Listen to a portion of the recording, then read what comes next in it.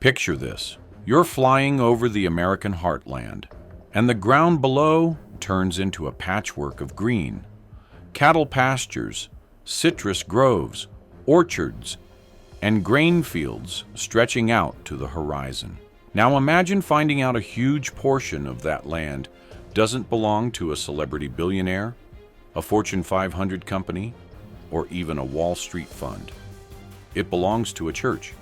The Church of Jesus Christ of Latter-day Saints is quietly connected to roughly 1.7 million acres of farmland and ranchland in the United States, with estimates placing the value of that land around $16 billion.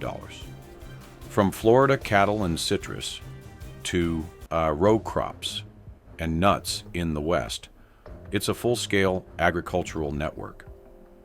So how did a religious organization become one of America's major farmers? And what actually happens inside that system? To understand this farming empire, you have to rewind to the mid-1900s. After the hardships of the Great Depression and World War II, LDS leaders wanted the church to be more self-reliant. They'd already started welfare farms to help members in need, but they also began buying land that could be improved and managed for the long term. One of the big early moves came in 1950, when the church purchased ranchland in Central Florida. Over time, that purchase evolved into Deseret ranches, today one of the largest cow-calf operations in the country. Similar agricultural projects followed in the American West, the Great Plains, and eventually overseas. To run these operations, the church set up professional entities like Farmland Reserve, Inc. and Ag Reserves, Inc. These are staffed with experienced managers, agronomists, and ranchers who focus on commercial production, efficiency, and long-term land stewardship. On Sunday, it's a global faith. On Monday morning, in places like Florida, Nebraska, and Brazil, it's also a modern agribusiness. If you want to see this farming system in action, start in Central Florida. Deseret Ranches covers hundreds of thousands of acres east of Orlando. It's often described as one of the largest cow-calf ranches in the United States, with tens of thousands of beef cattle spread across open pasture, improved grasslands, and carefully managed wetlands. Day to day, it looks like a classic working ranch. Cowboys on horseback, feed trucks rolling out at sunrise, calves being tagged and sorted, and fences and water lines constantly checked and repaired. But there's more going on than cattle. Parts of the ranch include citrus groves, hunting leases, and timber. There are internal roads, maintenance shops, and even housing for workers and their families. Water management is a huge part of the operation, with canals, retention areas, and wetlands designed to handle Florida's heavy rains while supporting wildlife. Church leaders have described land like this as a safe, long-term asset, something that can produce food, support families, and hold value over decades, not just quarters. And Deseret is just one piece of a much larger puzzle. Deseret Ranches is big, but it's only one chapter in a much larger story.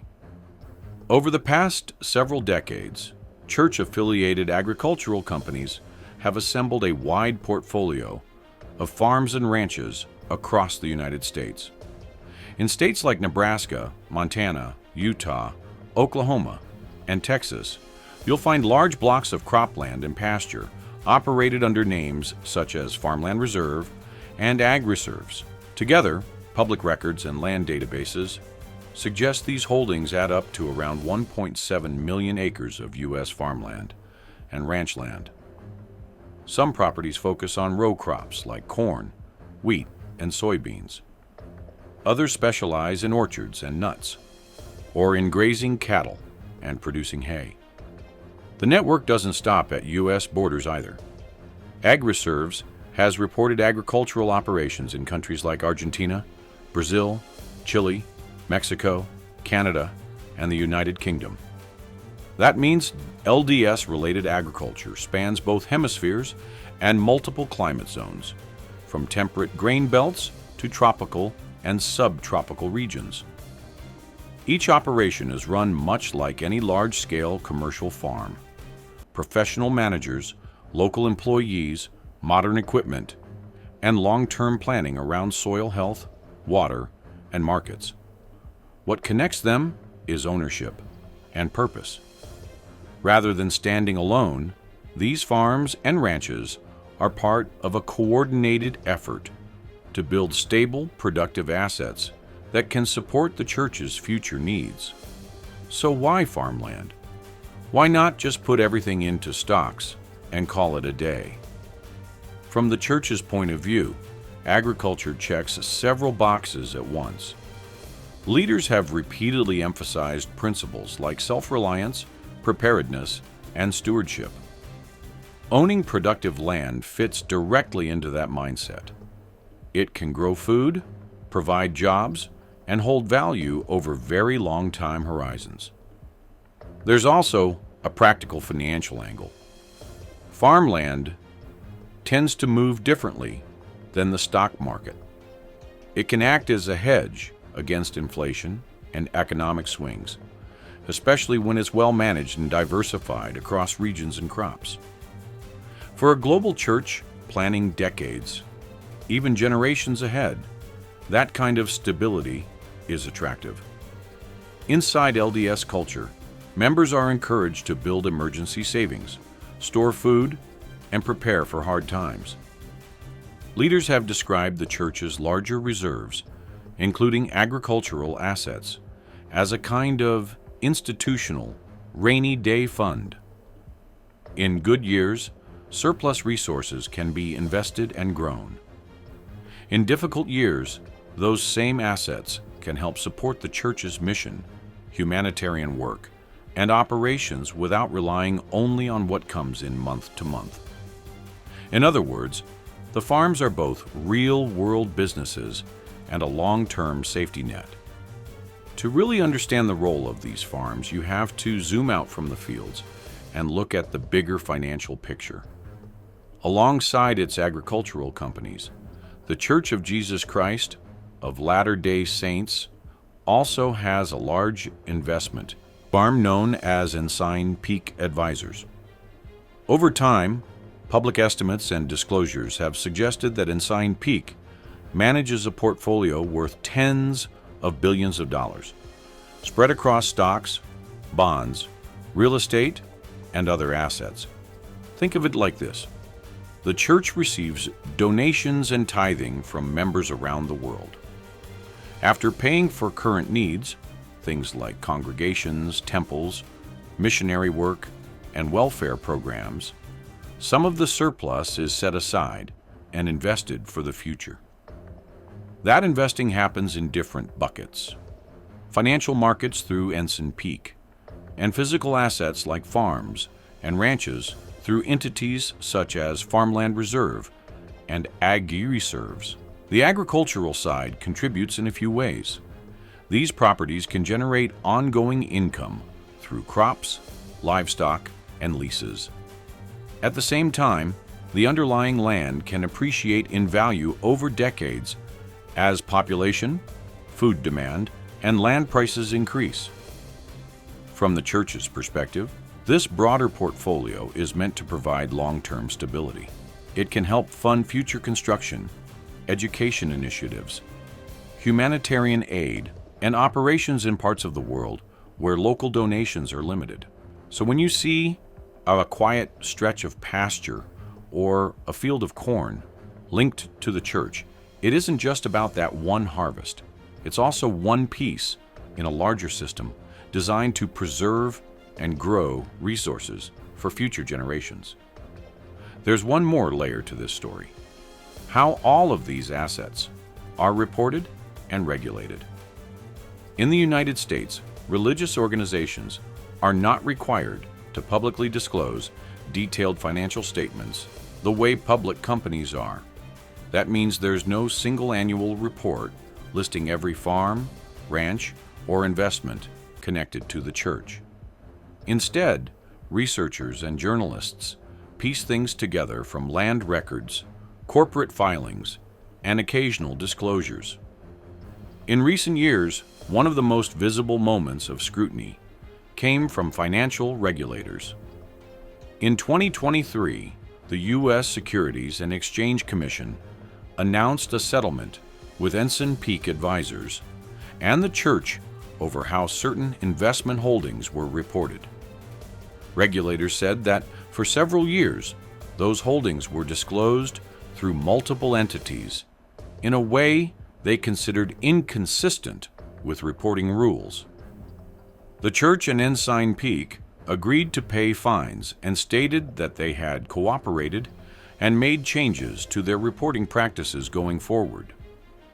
There have also been high-profile lawsuits by individuals who questioned how donated funds and investment income were being used. Courts have examined those cases, and some have been dismissed, while others have focused on whether the church followed its own stated purposes and legal obligations. Supporters see the overall system as careful, long-term stewardship in a complex legal environment.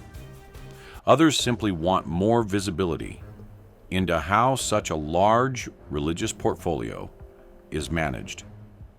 Either way, these discussions have pushed the church to describe its financial approach more clearly than in the past. So what does all of this look like up close on an ordinary weekday? At places like Deseret Ranches, life centers around the work and the land.